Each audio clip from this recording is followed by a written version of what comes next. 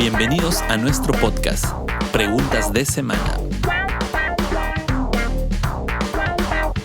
donde cada semana estaremos respondiendo las preguntas que nos envíen desde una perspectiva bíblica. Comencemos. ¿Qué tal, familia? Bienvenidos a este podcast de Preguntas de Semana. Este es un nuevo podcast que estamos abriendo como iglesia. Y bueno, les explico más o menos cómo va a venir a ser la situación. Es semana a semana ustedes nos pueden enviar sus preguntas a través de las redes sociales, a través del Instagram, a través del Facebook, ¿no? Nos dicen qué preguntas ustedes quieren que les respondamos y nosotros lo vamos a responder desde una perspectiva bíblica. No creemos tener la razón al 100% de todo, pero ahí vamos a ir aprendiendo juntos porque el mundo interesante de la palabra de Dios es completamente inimaginable, ¿ok? Es algo muy amplio y bien, vamos a empezar. Soy Naín González, me presento antes que nada. Quisiera hablar sobre un tema que me preguntaron mucho y es un tema muy debatible, muy controversial. Es sobre la llenura del Espíritu Santo. Y esto es algo de repente que no vamos a estar todos 100% de acuerdo, pero yo les voy a dar lo que he encontrado en la Biblia, en la perspectiva bíblica. ¿Okay? Hay tres puntos que yo quisiera enfatizar. El primero es que la llenura del Espíritu Santo no solamente lo vemos en el Nuevo Testamento. Muchos creen que solamente la llenura del Espíritu Santo es en el Nuevo Testamento. Lo vemos también en el Antiguo Testamento. Otra de las cosas que podemos ver de la llenura del Espíritu Santo es que no solamente es con alguna manifestación diferente. No solamente es algo que te llenas del Espíritu Santo y empiezas a hacer algo muy diferente a lo normal. No solamente es eso. Y una tercera es que la llenura del Espíritu Santo, lo que sí me dice la palabra claramente es que es el control que ejerce el Espíritu Santo sobre nosotros. ¿Ok? Hay muchos que de repente solamente relacionan el Espíritu Santo con el día del Pentecostés y lo relacionan exactamente a un don. Bien, vamos a ver qué nos dice la Biblia. Hay un texto específico que es el que nosotros debemos leer, que es el Efesios 5, de 18 al 19, pero eso lo vamos a dejar un poco más después. Yo quisiera que podamos ver, ¿no? La llenura del Espíritu Santo desde dos puntos. En el Nuevo Testamento, vamos a empezar por el Nuevo Testamento, hay muchos pasajes. Es Hechos capítulo 6, versículo 3, Hechos capítulo 9, versículo 17, Hechos capítulo 13, versículo 9, Hechos capítulo 4, versículo 8, Hechos capítulo 6, versículo 5, Hechos capítulo 7, versículo 55 y Hechos capítulo 13, versículo 52. También lo podemos ver en Lucas 1, versículo 15 y versículo 41. Y también podemos verlo en Lucas 4, 1. Ok, no los voy a leer todos porque nos excederíamos de tiempo y la idea del podcast es que sea algo netamente puntual, algo que no canse. Pero lo que sí quiero ver es que en todas estas citas bíblicas que he dado, es que la llenura del Espíritu Santo se dio en un punto natural, o sea, las personas eran llenas del Espíritu Santo y no había nada sobrenatural de ellas. Continuaban con su vida diaria, continuaban con sus labores diarias, continuaban con todo lo que tenían que hacer. Y ese es el caso de Esteban, es el caso de Pablo, es el caso de Pedro, es el caso de Elizabeth, la prima de María, es el caso de Bernabé. ¿Se acuerdan? Bernabé fue uno de los que, se podría decir, enseñó y discipuló a Pablo, al apóstol Pablo, ¿no? También es el caso de Juan el Bautista, ¿no? Que incluso era lleno del Espíritu Santo desde el vientre. Entonces no me imagino a alguien en el vientre siendo lleno y manifestándose algo, de repente golpeando un poco más, ¿no? En la barriga de la mamá. Y también el mismo Jesús fue lleno del Espíritu Santo. Entonces no era que había una manifestación diferente en estas citas bíblicas, sino que eran en su vida cotidiana, pero dice que eran llenos del Espíritu Santo. Ok, vamos a ver también, estoy viendo mis notas, vamos a ver que en el Antiguo Testamento también vemos manifestaciones de la llenura del Espíritu Santo. ¿Okay? La manifestación en el Antiguo Testamento está en Éxodo 31, versículo 3, y también Éxodo 35, 31, que hablan de dos personajes, que es Bezaleel y Aholiab, ¿no? Que la Biblia menciona que tenían sabiduría, inteligencia, conocimiento en toda clase de arte y eran llenos del Espíritu Santo, del Espíritu de Dios. ¿Ok? Y no dice que había una manifestación, solamente eran unas personas llenas del Espíritu de Dios. Entonces, estamos viendo que en gran parte de los textos que menciona una llenura del Espíritu Santo como tal, llenura, literalmente llenura, no está hablando de una manifestación diferente. Ahora, también puedo ver de repente en el Antiguo Testamento el caso de Miqueas. En Miqueas 3:8 dice que era lleno del Espíritu Santo y tenía juicio y fuerza, o sea, tenía una fortaleza, valentía para afrontar, para profetizar. ¿Podremos decir que Miqueas?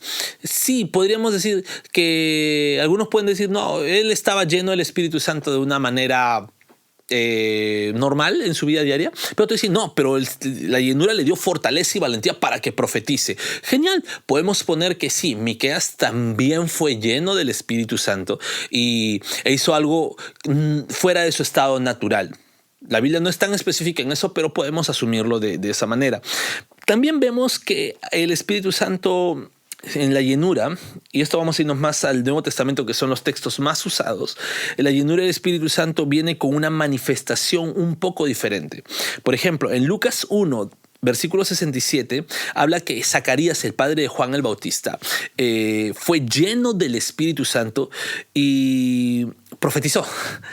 ¿Ok? Pero la profecía que también está escrita en la Biblia era una profecía en un lenguaje entendible. O sea, podíamos entender, era en su idioma que hablaban. En ese tiempo era el arameo. Hablaban en ese idioma y Zacarías profetizó de esa manera, con su idioma. Habló palabra de Dios que había dicho y era exaltando a Dios. Llegó a exaltar a Dios Zacarías. O sea, no era solamente que profetizaba y decía, voy a hablar del futuro. No. Él profetizó exaltando a Dios. Esa fue la profecía de Zacarías. También podemos ver en Hechos 2:4, y este es un texto porque siempre relacionan, y como le digo, podemos estar de acuerdo o no, pero siempre relacionan el hecho de la llenura del Espíritu Santo con hablar lenguas. ¿Okay? Yo no tengo nada contra el don de lenguas, pero quisiera aclarar mi posición sobre este caso en Hechos 2:4. ¿No? Dice, hablaron otras lenguas, menciona cuando fueron llenos del Espíritu Santo. Ese fue el día del Pentecostés. Pero sin embargo, el versículo 6 menciona que los judíos que eran de otras naciones, o sea, los judíos prosélitos piadosos de otras naciones que hablaban sus propios idiomas, ¿no? De otras naciones, habían griegos, habían judíos de muchas otras naciones, y estos judíos entendían lo que los del libro de Hechos, o lo que menciona acá en Hechos, hablaban en lenguas. Entonces podemos decir que eran idiomas diferentes. El Espíritu Santo, y en su llenura, lo que hizo fue darles un lenguaje, un idioma diferente para que pudieran anunciar el reino de Dios. Es más, si somos un poco más exquisitos, la palabra griega o la palabra real que está en la Biblia es glosolalia, ¿ok? Que significa que es una lengua no natural de alguien, ¿no? Entonces hay muchos debates. Algunos dicen, no, si no es una lengua natural, es una lengua angelical. Otros dicen, no, mi postura es que no es una lengua natural, pero sí fue dada de una manera sobrenatural por el Espíritu Santo, pero en un idioma terrenal. Entonces hay muchas posturas, pero lo que sí es claro acá es que si las otras personas de otras naciones pudieron entenderlas, la llenura del Espíritu Santo en ese momento se manifestó en una lengua que era hablar otro idioma para que estas personas pudieran entender el evangelio. También lo mismo pasa en Hechos 4:31, que dice, los llevó a hablar con valor la palabra de Dios. ¿Ok? Entonces podemos ver que el Espíritu Santo, su llenura, nos hace vivir de una manera natural, pero también en ciertos casos nos puede hacer actuar de una manera sobrenatural. ¿No? De repente, si somos unas personas tímidas, en mi caso soy muy tímido, pero cuando me paro a predicar creo que se me va la timidez. De esa manera yo creo que el Espíritu Santo actúa con sus hijos, ¿no? En el momento de la llenura. Hay otros ejemplos más en el Antiguo Testamento, que son, por ejemplo, Sansón, Saúl, David, pero no lo puse en los ejemplos de llenura porque lo que dice es cuando el Espíritu Santo vino sobre ellos, o sea, actuó sobre ellos. No necesariamente es una llenura propiamente dicha o con la palabra llenura del Espíritu Santo, pero lo podemos considerar. Hay algo en referencia, como para terminar y aterrizar este podcast, ¿no? En Efesios 5, del 18 al 19, este es el texto más clave que yo quisiera que podamos analizar, porque en ninguno solamente menciona las cosas que pasaban con la llenura del Espíritu Santo, pero no te dan una analogía un poco más certera de lo que es una llenura del Espíritu Santo. Sin embargo, creo que el texto que más se aproxima a nosotros poder decir qué es la llenura del Espíritu Santo es Efesios 5, del 18 al 19. Y dice: no os embriaguéis con vino, en lo cual hay disolución, antes bien sed llenos del Espíritu Santo, hablando entre vosotros con salmos, con himnos y con cánticos espirituales, cantando y alabando al Señor en vuestros corazones. Ahí podemos ver una completamente llenura. La traducción del lenguaje actual, me encanta cómo lo dice, porque dice: no se emborrachen, pues perderán el control de sus actos. Más bien, permitan que sea el Espíritu Santo quien los llene y los controle. Entonces, no estoy hablando de repente de una manifestación diferente. Y si alguien lo ve de esa manera, pues yo más puedo ver que el Espíritu Santo, la llenura del Espíritu Santo, lo que hace es que la persona se deje controlar por el Espíritu Santo. No es que de repente no haya un descontrol, que muchas veces pasa eso, que dicen: estoy lleno del Espíritu Santo y por eso yo no tengo el control de mis actos. Genial, pero el Espíritu Santo actúa en orden. Y lo que habla la palabra es que cuando eres lleno del Espíritu Santo no hay descontrol. Él es el que toma el control de tus actos, y luego lo menciona, que dice que cantemos, que alabemos con cánticos espirituales, que demos la gloria a Dios. Entonces, una llenura real del Espíritu Santo lo que hace es darle la gloria a Dios. ¿Ok? Entonces, si alguien, la persona que preguntó qué significa la llenura del Espíritu Santo, es dejar que el Espíritu Santo tome el control de tu vida y que a través de tu vida glorifiques a Dios. ¿Y cómo puedo hacer esto, Naín? ¿Cómo puedo? De repente me preguntan, ¿no? Es como que me dejo llevar en un éxtasis, ando todo el día levitando y lo hago en son de broma. No.